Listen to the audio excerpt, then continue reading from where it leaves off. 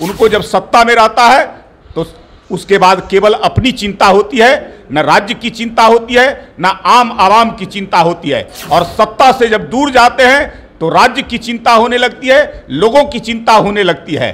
तो उनसे पूछिए कि जब सत्ता में थे तो आपने क्या क्या किया, और आज सत्ता से जब बाहर हो गए तो आप ढपली बजा रहे हैं, अलग राग अलाप रहे हैं, उससे कोई फायदा है क्या?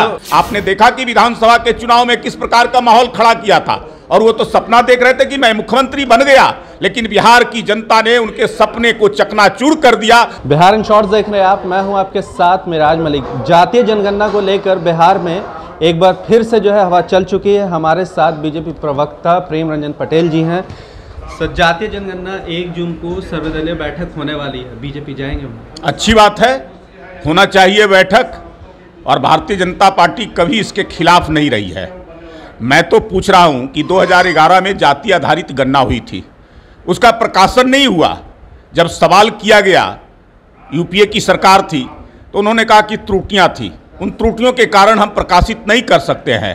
तो आज भी वही स्थिति है, जब तक उन त्रुटियों को दूर न किया जाए तो गणना कराने का कोई लाभ नहीं होगा।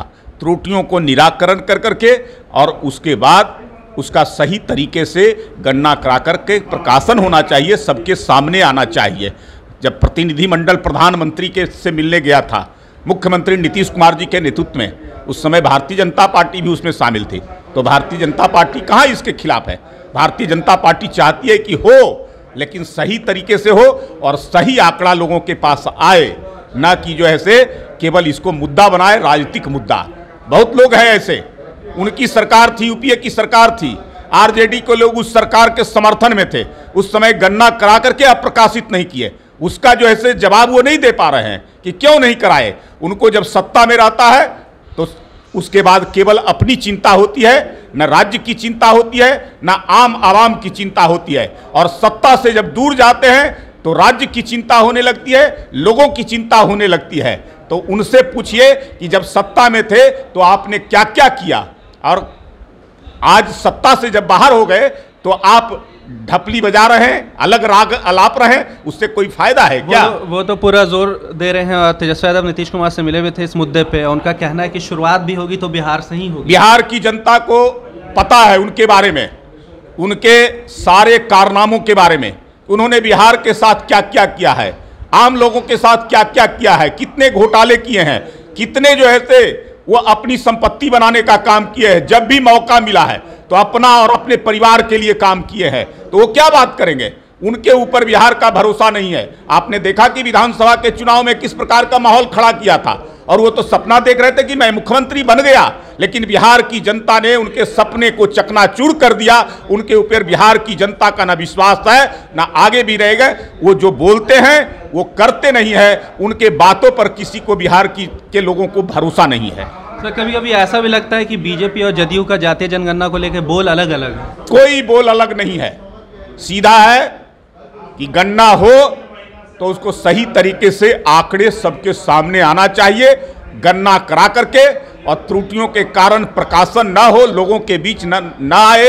ये जो है से इससे गलत मैसेज जाएगा, उसको हम जो है से चाहते हैं कि वो मैसेज लोगों के बीच में भ्रम की स्थिति न रहे। तो 1 तारीख को शामिल हो रहे हैं आप लोग? निश्चित तौर पे हमारे उप मुख्यमंत्री जी ने कल ही कहा है कि हम उसमें शामिल होंगे, और शीर्ष नेतृत्व तय करेगा हमारा कि हम कैसे उन त्रुटियों को दूर करने पर विचार करके और उस बैठक में उसको दूर कराने का काम करें। आज आप लोग की बैठक थी, बीजेपी की आज बैठक थी, क्या जातीय जनगणना को लेकर कोई बात हुई? नहीं, ये अलग बैठक थी।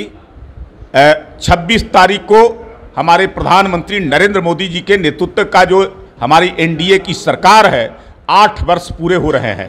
उस अवसर पर 1 जून से लेकर 14 जून तक का कार्यक्रम बना है। उस कार्यक्रम के निमित्त जो है से ये बैठक थी।